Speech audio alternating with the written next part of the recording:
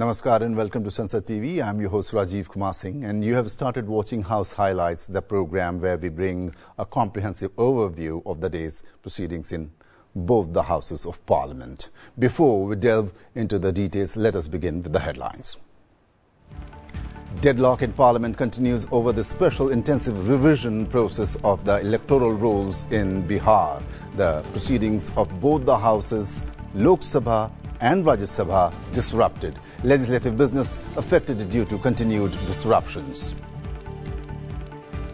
The Goa State Assembly Constituency Scheduled Tribe Representation Adjustment Bill 2024 passed in the Lok Sabha. Bill provides for ST reservation in the State Assembly. Constitutional rights to be granted to the tribal community. And statutory resolution to extend President's rule in Manipur by 6 months adopted in the Rajya Sabha. Proposal to impose President's rule for a further 6 months from 13th of August 2025. Government claims progress in restoring peace and improving law and order in Manipur. Let us now take a look at what took place in the lower house on the 12th day of the monsoon session.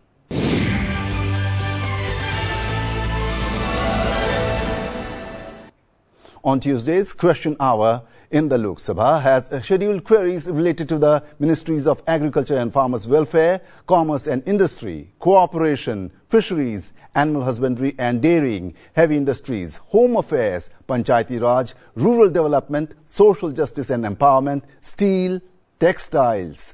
As has been the trend during the entire monsoon session, the question hour began amidst opposition protests. The Speaker, however, asked for oral questions to be asked. The first question was related to DBT payments to farmers. Replying to the query, Agriculture Minister Shivraj Singh Chauhan said that the steps taken to double the income of the farmers were taken. Let us listen in.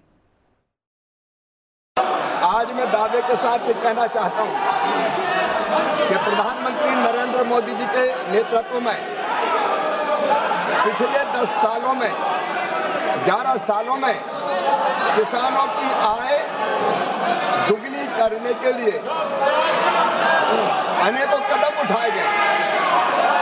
उत्पादन बढ़ाना, उत्पादन की लागत घटाना, उत्पादन के ठीक दाम देना,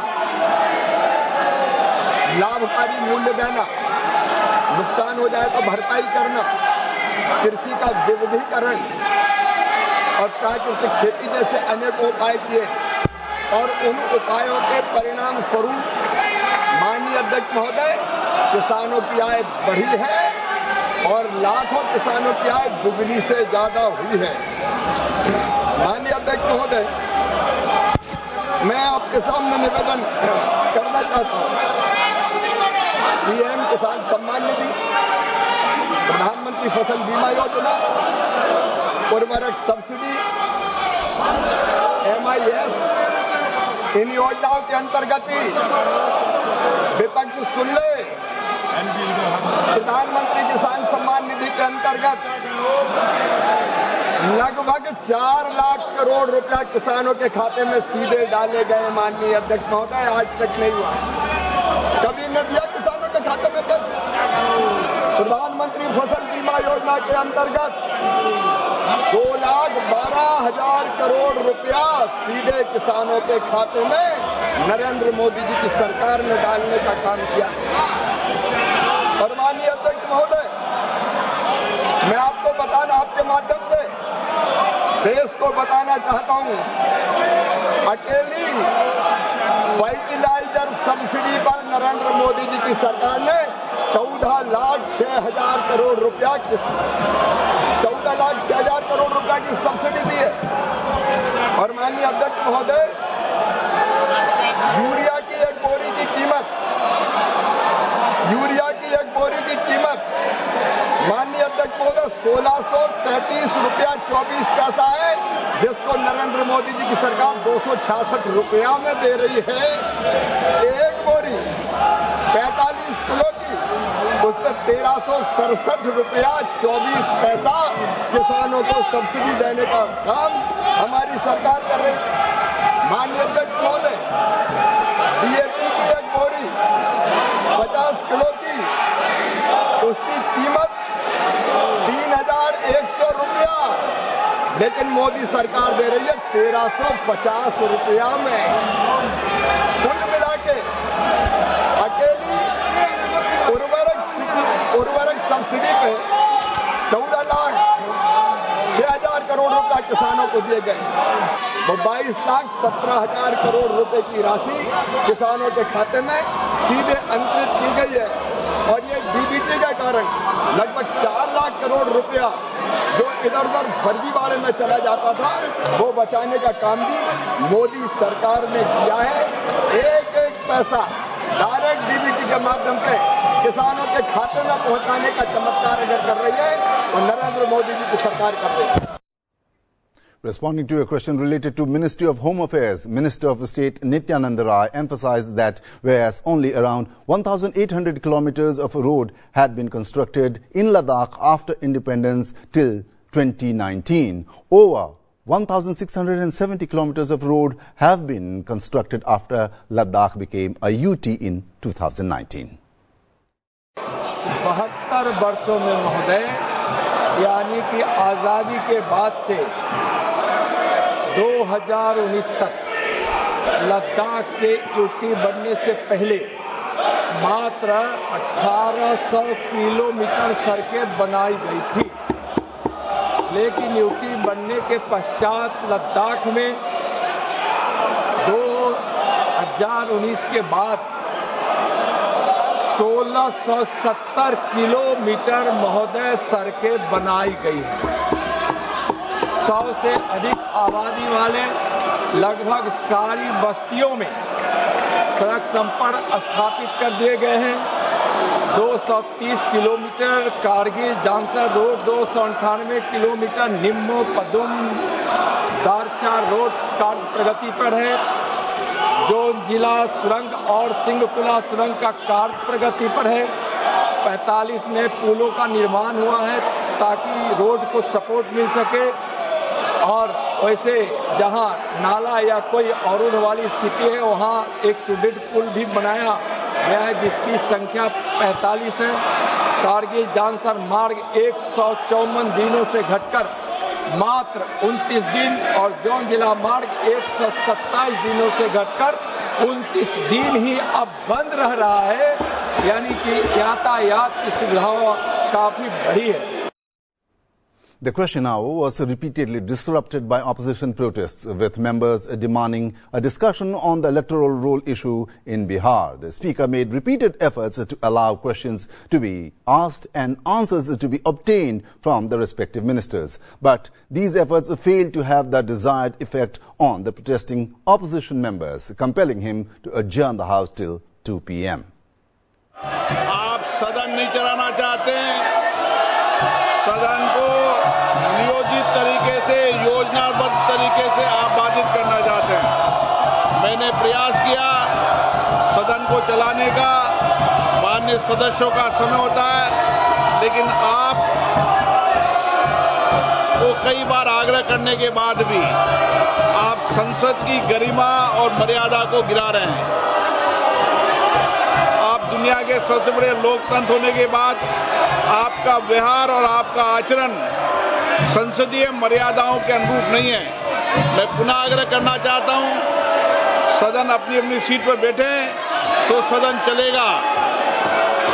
नियोजित तरीके से, योजना तरीके से सदन स्थगित कराना लोकतंत्र के लिए उचित नहीं है। आप देश की जनता की भावनाओं के अनुरूप कार्य नहीं कर रहे हैं। आप सदन चलाना चाहते हैं, सदन की कार्रवाई आज 2 बजे तक के लिए स्थगित की जाती है। After the House reassembled at 2 p.m., important papers pertaining to different ministries were tabled. In legislative business, the House further considered and passed the readjustment of representation of scheduled tribes in assembly constituencies of the state of Goa Bill 2024. Minister of State for Law Arjun Ram Meghwal mentioned that the bill had been discussed earlier too. The bill enables reservation of seats for the members of scheduled tribes in the Legislative Assembly of the state of Goa.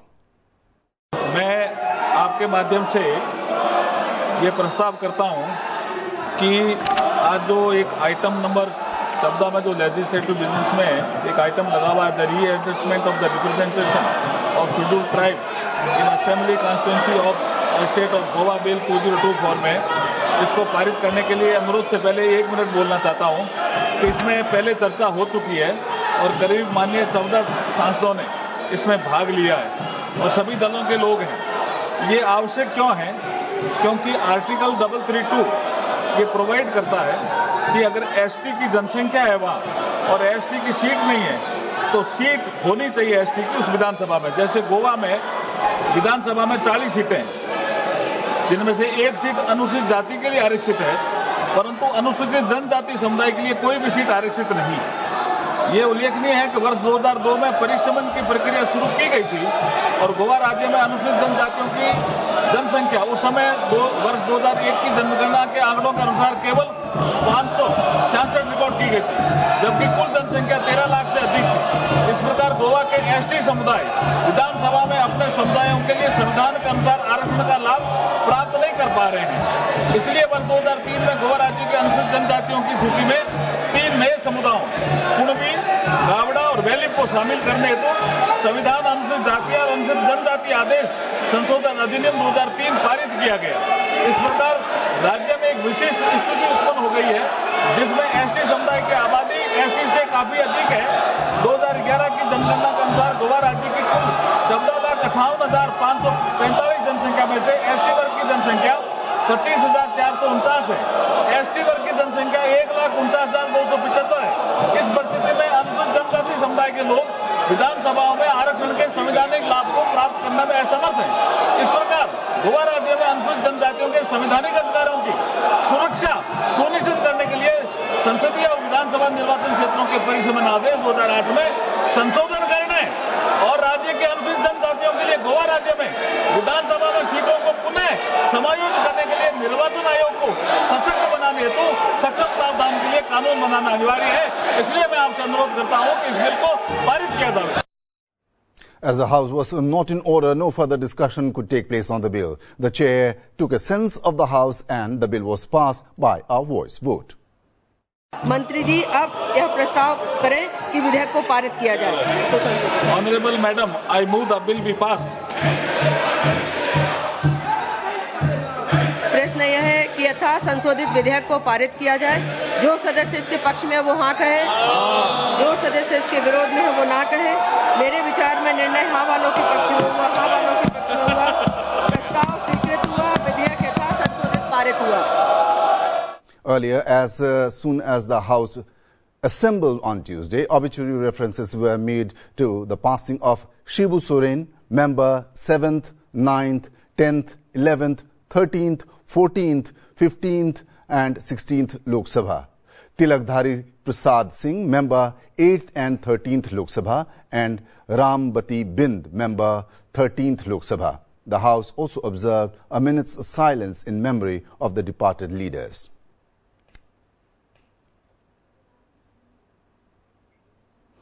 Let us now take a look at what took place on Tuesday in the Rajya Sabha.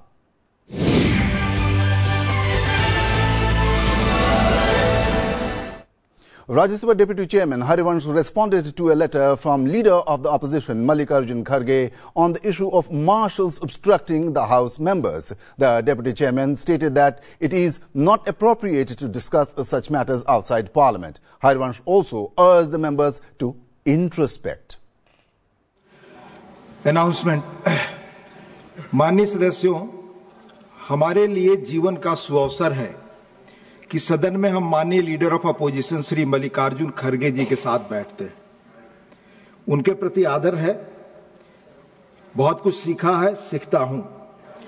उनका 1 अगस्त 2025 का एक पत्र मिला जिसमें उन्होंने लिखा है, I quote, CISF personnel are made to run into the well of the house when the members are exercising their democratic right of protest, unquote. चूंकि चेयर और लीडर ऑफ अपोजिशन के बीच पत्र प्रिविलेज्ड कम्युनिकेशन की category में आते हैं, इसलिए उन्हें मेरे ध्यान में आने से पहले मीडिया में जारी करना कितना उचित है, यह उनके और आप सभी के कॉन्शियस विवेक पर छोड़ता हूं। चूंकि चेयर की मर्यादा मीडिया के पास जाने की अनुमति नहीं देती, अतः इस पत्र से जुड़े बिंदुओं के संदर्भ में रूल्स पोजीशन और रेलिवेंट फैक्ट सदन के संज्ञान में लाना चाहता हूं। यह चिंताजनक तथ्य है कि मौजूदा सत्र में लगातार डिसरप्शंस की घटनाएं हो रही हैं। चेयर द्वारा बार बार की गई अपील के बावजूद कई माननीय सदस्यों ने रूल 235 और रूल 238 के प्रावधानों को विलफुली वायलेट कर सदन को बाधित किया। इसी 28 जुलाई को YSRCP के एक सदस्य बोल रहे थे तो कुछ सदस्यों ने दूर से अपनी सीटों से उठकर उनके पास जाकर उनको बोलते हुए माइक पर डिस्टर्ब किया। क्या यह उस सदस्य के विशेषाधिकार या बोलने के अभिव्यक्ति के अधिकार का हनन नहीं था? 31 जुलाई को एक माननीय मंत्री देश के लिए महत्वपूर्ण विषय पर सुओ मोटो बयान दे रहे थे। तब सदन के कुछ माननीय सदस्यों द्वारा उनके पास जाकर लगातार नारेबाजी हुई, व्यवधान किया गया। क्या इससे जनता को जानकारी देने का संसद का एक महत्वपूर्ण काम बाधित नहीं हुआ? 1 अगस्त को ही आपके एक माननीय सदस्य एक बहुत महत्वपूर्ण विषय पर 0 आवर में अपनी बात रख रहे थे। एक अन्य माननीय सदस्य ने दूर से अपनी सीट से जाकर उनके माइक के पास ऊंची आवाज में नारे लगाकर उन्हें बाधित किया। 25, 28, 29, 31 जुलाई और 1 अगस्त को घटित इस तरह की घटनाएं पार्लियामेंट्री रिकॉर्ड्स में दर्ज हैं। हम माननीय सदस्यों को सेल्फ इंट्रोस्पेक्शन करना चाहिए कि क्या ऐसे काम सदन की गरिमा मर्यादा बढ़ाते हैं। जैसा कि आप सभी जानते हैं, सदन का वह एरिया जिसे आम भाषा में वेल कहते हैं, उसकी एक सैंक्टिटी है और वहां पर एंट्री रेगुलेटेड है। वहां जाकर नारे लगाना, सदन की कार्यवाही बाधित करना सर्वथा अनुचित है। उस स्थान की सैंक्टिटी वायलेट करना सदन की गरिमा गिराने जैसा है। कर्मियों का सदन में उपस्थित रहना नई बात नहीं है। आप जानते हैं कि सर्विस की न्यू सेंट्रल लेजिस्लेटिव असेंबली के पहले इलेक्टेड भारतीय अध्यक्ष आदरणीय विट्ठल भाई पटेल द्वारा 1930 में डाली गई थी। यह सुरक्षा कर्मी तब से अपना काम कर रहे हैं जो स्पेशली ट्रेंड हैं और किसी तरह के फोर्स का इस्तेमाल न करके अपना काम सदन की गरिमा को ध्यान में रखकर करते हैं। प्लीज, जहां तक सदस्यों द्वारा अपने democratic right of dissent exercise करने की बात है, वह उनका अधिकार है। जहां तक सदस्यों द्वारा अपने democratic right of dissent exercise करने की बात है, प्लीज, यह उनका अधिकार है, पर वह इस सदन के नियमों और परंपराओं के तहत ही अपनी सीट से ही, न किसी अन्य की सीट या सदन के भीतर किसी अन्य जगह से। नियम के तहत अगर अपनी सीट पर नहीं है तो माननीय सदस्य द्वारा कही गई बातों को रिकॉर्ड में नहीं किया जाता। माननीय नेता प्रतिपक्ष जिनका लंबा संसदीय अनुभव है से यह अपील करूंगा कि वह विचार करें कि वेल में आना, शोर मचाना, सदन न चलने देना, अन्य सदस्यों को जो सदन में कार्यवाही में भाग ले रहे हैं उन्हें न बोलने देना, कैसे किसी सदस्य का डेमोक्रेटिक राइट टू प्रोटेस्ट माना जा सकता है। पुनः आप सभी सदस्यों से आग्रह है कि आप सभी बहस में भाग लें, सदन को बिना बाधा चलने दें। हमारी सामूहिक जिम्मेदारी कामकाज मर्यादा आचरण से इस मुल्क में लोकतंत्र की जड़ें गहरी होंगी। Parliamentary Affairs Minister Kiren Rijiju criticized the leader of the opposition's remarks concerning the presence of marshals in the House. Leader of opposition बहुत वरिष्ठ है मल्लिकार्जुन खड़गे जी ने जो सवाल उठाया, स्पेसिफिक उन्होंने कहा कि सदन में मिलिट्री आदमी लाएगा, CISF के जवानों को लाया, दिल्ली पुलिस को लाया। तो मैं ये पूछना चाहता हूँ, क्योंकि ये रिकॉर्ड पर क्लियर है कि सदन में सिर्फ मार्शल ही आ सकता है और उस दिन भी मार्शल ही थे। तो लीडर ऑफ ऑपोजिशन ने जो मिसलीड किया और यहाँ गलत तथ्य यहाँ सामने में रखा, आपको भी पत्र लिखा है, तो इतना सीनियर लीडर और सदन में लीडर ऑफ ऑपोजिशन जब गलत पत्र लिखते हैं चेयर को और गलत तथ्य रखता है तो उसके लिए क्या कार्रवाई होना चाहिए। नहीं तो हर एक सदस्य गलत बात लिखेंगे। ये रिकॉर्ड में भी गया है। कल से मैं देख रहा हूं कि न्यूज़पेपर में भी, टेलीविजन में भी ये बात को दोहराया गया है। सिर्फ मल्लिकार्जुन खड़गे जी सिर्फ नहीं, ऑपोजिशन के कई लोगों ने कहा कि यह मिलिट्री पुलिस CISF लेके आया है, जबकि ये गलत है। जो भी इस सदन में आते हैं वो मार्शल ही होते हैं। फिर इस तरह से गलत बात करके इस सदन के गरीबों को गिराने का काम बिल्कुल नहीं होना चाहिए। मेरा तरफ से आपके माध्यम से यूरोपीय पूरा opposition party को मैं अनुरोध करना चाहता हूं। Leader of the House in Rajya Sabha, JP Nadda, informed that the disruptions by the opposition and not allowing other members to speak is completely undemocratic. बोलना चाहता हूं कि इनकी डेमोक्रेसी वहां समाप्त हो जाती है जब वो अपने स्थान को छोड़ करके किसी व्यक्ति को जिसको बोलने का अधिकार है रूलिंग पार्टी में उसको डिस्टर्ब करते हैं और उसके बगल में नारे लगाते हैं। ये अनडेमोक्रेटिक भी है।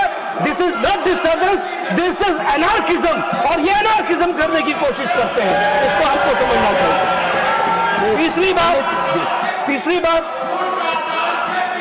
आपने डिस्टर्बेंस के विषय के बारे में कहा और जो आपने बाद में ऑब्जर्वेशंस दी हैं वो ऑब्जर्वेशंस बहुत ही महत्वपूर्ण है जिसको हमको सदा सदा के लिए ध्यान में रखना चाहिए। Any person who is in the house to maintain discipline and decorum by the order of the chair is a marshal. He is not any member of any paramilitary forces. He is considered to be a marshal and that is why he is here. तकलीफ इनको इस बात की है कि इन्होंने discipline को जब लागू आपने किया तो इनको जो एनार्किज्म करने का छूट थी उसको आपने रोक लगाया। उसके लिए मैं आपको बहुत बहुत धन्यवाद देता हूं और साथ ही जो ऑब्जर्वेशंस आपने दी हैं वो ऑब्जर्वेशंस बहुत सही हैं, हिस्टोरिकल हैं, रेफरेंस के काम आएंगी। Statements were made by ministers from various ministries in the Rajya Sabha on Tuesday. Pratap Rao Jadhav made the statement regarding the status of implementation of health and family welfare, and Raj Bhushan Chaudhary made a statement regarding the status of implementation of the recommendations pertaining to the Ministry of Jal Shakti. Statements by Minister Shri Pratap Rao Jadhav. आदरणीय उपसभापति महोदय, मैं आपके अनुमति से vaccine विकास, वितरण प्रबंधन और महामारी कोविड-19 का शमन के संबंध में विभाग संबंधी स्वास्थ्य और परिवार कल्याण संबंधी स्थायी समिति के 137वें और 150वें प्रतिवेदन में अंतर्विष्ट सिफारिशों के कार्यान्वयन की स्थिति के संबंध में एक वक्तव्य सभा पटल पर रखता हूँ। श्री राजभूषण चौधरी। आदरणीय महोदय, आपकी अनुमति से मैं जल शक्ति मंत्रालय, जल संसाधन, नदी विकास, गंगा संरक्षण विभाग की अनुदान मांगों 2024-25 के संबंध में विभाग संबंधित जल संसाधन संबंधी संसदीय अस्थायी समिति के दूसरे प्रतिवेदन में अंतर्विष्ट सिफारिशों के कार्यान्वयन की स्थिति, जल शक्ति मंत्रालय, जल संसाधन, नदी विकास और गंगा संरक्षण विभाग की अनुदान मांगों 2025-26 के संबंध में विभाग संबंधित जल संसाधन संबंधी संसदीय अस्थायी समिति के चौथे प्रतिवेदन में अंतर्विष्ट सिफारिशों के कार्यान्वयन की स्थिति, देश में ग्लेशियर प्रबंधन, हिमनद झीलों के टूटने के कारण हिमालयी क्षेत्र में अचानक आने वाली बाढ़ सहित ग्लेशियरों, हिमनद झीलों की निगरानी के संबंध में विभाग संबंधित जल संसाधन संबंधी संसदीय अस्थायी समिति के 23वें प्रतिवेदन 17वीं लोकसभा के में अंतर्विष्ट सिफारिशों मुक्ति के कार्यान्वयन की स्थिति के बारे में वक्तव्य सदन के सभापटल पर रखता हूं। धन्यवाद। The Rajya Sabha on Tuesday approved the statutory resolution related to an amendment in the second schedule of the Customs Tariff Act 1975. The resolution was tabled in the House by Minister of State for Finance Pankaj Chaudhary. निम्नलिखित संकल्प का प्रस्ताव करता हूं कि सीमा शुल्क tariff अधिनियम 1975 की धारा 8 के अनुसरण में सभा के द्वारा resolution moved. I shall put the statutory resolution moved by the minister to vote. Those against will please say no. Please go to your seats and then say no. Otherwise it will not go on record. Those in favor will please say aye. Those against will please say no. I think the ayes have it, the ayes have it, the ayes have it, the resolution is adopted. The statutory resolution to extend President's rule in Manipur for another 6 months was passed in the Rajya Sabha by a voice vote. The proposal was brought forward by Minister of State for Home Affairs Nityanand Rai amid opposition disruptions. Some members expressed their views on the resolution. Responding to the brief discussion, Minister of State for Home Affairs Nityanand Rai informed that peace is being restored in Manipur and the law and order situation is improving. The proposal is to extend President's rule in Manipur for 6 more months, starting from August 13th, 2025. Following the approval of the statutory resolution, the proceedings were adjourned until tomorrow. मैं संकल्प प्रस्तुत करता हूं कि यह सभा संविधान के अनुच्छेद 356 के अधीन मणिपुर के संबंध में राष्ट्रपति द्वारा 13 फरवरी 2025 को जारी की गई उद्घोषणा के 13 अगस्त 2025 से और 6 महीने की अवधि के लिए प्रवृत्त बने रहने का अनुमोदन करती है. On the commencement of Rajya Sabha on Tuesday, the House mourned the death of a former member, Praveen Naik. Deputy Chairman Harivansh informed that Praveen Naik passed away on July 24, 2025. The House observed a minute of silence.